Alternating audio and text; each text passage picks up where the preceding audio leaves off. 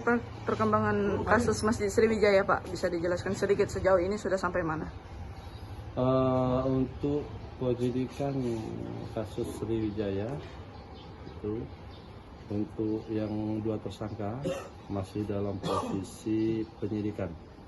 Artinya penyidik masih mengumpulkan alat bukti, baik itu berupa keterangan para saksi-saksi yang terkait dengan pembangunan Sriwijaya, baik itu secara fisik pembangunan maupun tentang penyaluran dana hibah itu sendiri. Itu untuk pemeriksaan saksi ke depan tetap akan dilakukan. Oke, Pak, terkait adanya penyitaan dokumen pada waktu kemarin itu, apakah nantinya akan ada aset yang disita juga pada 2 tersangka ini? Sampai saat ini belum ada informasi dari pihak penyidik untuk melakukan penyitaan terhadap aset kedua tersangka itu. Nanti kita lihat apakah nanti memang ada aset-aset yang berhubungan dengan tindak pidana tersebut. Kita lihat nanti perkembangan penyidikan. Oke, berarti masih ada saksi yang akan diperiksa terkait 2 tersangka ini, Pak? Tetap ada saksi yang dilakukan pemeriksaan ke depannya sampai perkara itu betul-betul selesai dan tuntas, sehingga perkara itu dijilid dan diserahkan kepada penuntut umum. Oke, mungkin ada perkiraan waktu, Pak. Apakah dalam waktu dekat ini akan P21 untuk berkas 2 tersangka tersebut? Jadi kita tidak bisa juga berandai-andai apakah waktu dekat dilimpahkan kepada jaksa penuntut umum, dan jaksa penuntut umum juga sudah menyatakan P21 karena pada faktor yang membuat penyidikan ini terhambat. Faktor eksternalnya adalah ada beberapa beberapa tersangka yang terlaku pemeriksaan, ternyata yang bersangkutan sakit.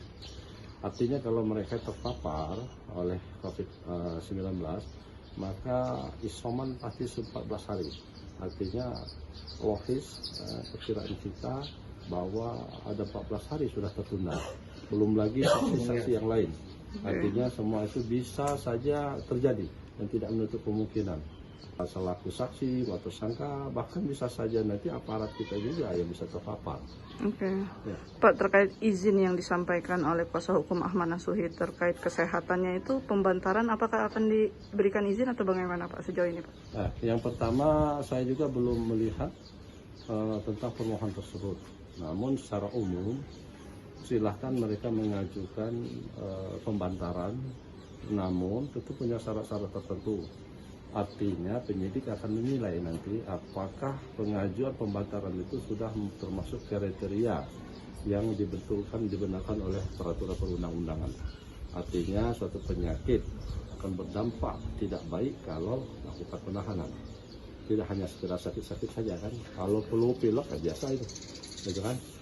Nah, itu yang bisa saya tanggap secara umum tentang pengajuan permohonan. Namun sampai saat ini saya belum melihat.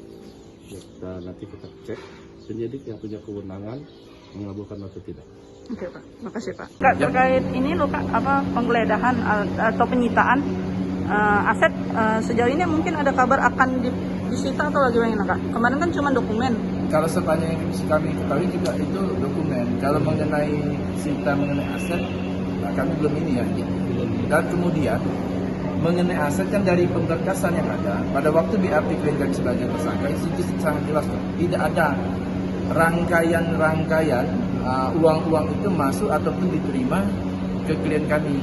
Nah, jadi kalau mengenai aset itu tanggapan kami bahwa tidak ada 1 rupiah pun aliran dana di dalam masjid itu, dalam korupsi, dalam dugaan tindak pidana itu yang mengalir kepada klien kami atau ke rekening klien kami, nggak ada.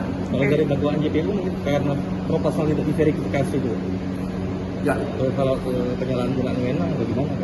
Nah, kalau mengenai dokumen itu, satu bahwa klien kami Ahmad Nasuhi ini kan mulai kan sangat senang karena di Provinsi Sumatera Selatan akan dibangun suatu masjid yang mega. Itu satu. Terus kedua juga di dalam prosesnya nama yayasan itu dia ketika dia jalan dia kan sering lihat bahwa ada plam, ada spanduk, ada papan nama. Nah, maka dia berasumsi bahwa itulah yang jadi sekretariat dari yayasan tersebut. Kemudian itu yang kedua. Kemudian yang ketiga, di dalam proposal yayasan tersebut juga disebutkan satu di dalam proposalnya disebutkan satu alamat pusatnya ada di Jakarta dan kedua alamatnya juga itu ada di Palembang. Nah karena itulah kemudian penjamin memeriksa dokumennya bahwa letaknya itu di Palembang.